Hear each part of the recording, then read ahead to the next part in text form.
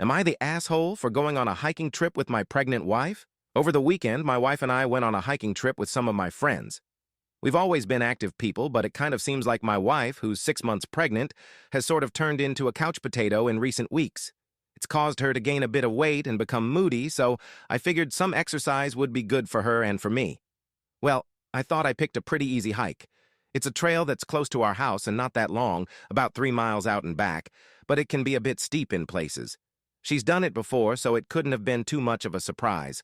Well, we were about one-third of the way done when my wife started huffing and puffing. My friend slowed down to accommodate her, so I decided to slow down too. After half a mile of the huffing and puffing, my wife looked pretty bad. She got really pale and was hunched over on one side of the trail. I was sort of shocked to see her in this state. She had let herself go recently, but I didn't think she would lose her fitness this quickly.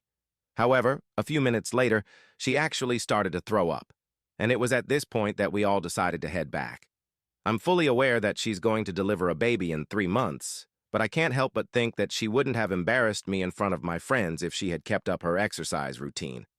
We both ate the same food at breakfast, and I never got sick, so that couldn't be it either.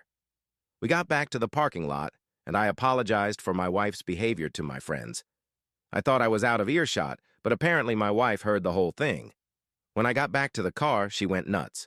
She told me that I was an idiot for thinking she could keep up at our normal pace and that I was a grade A asshole for insinuating that my wife had thrown up on purpose.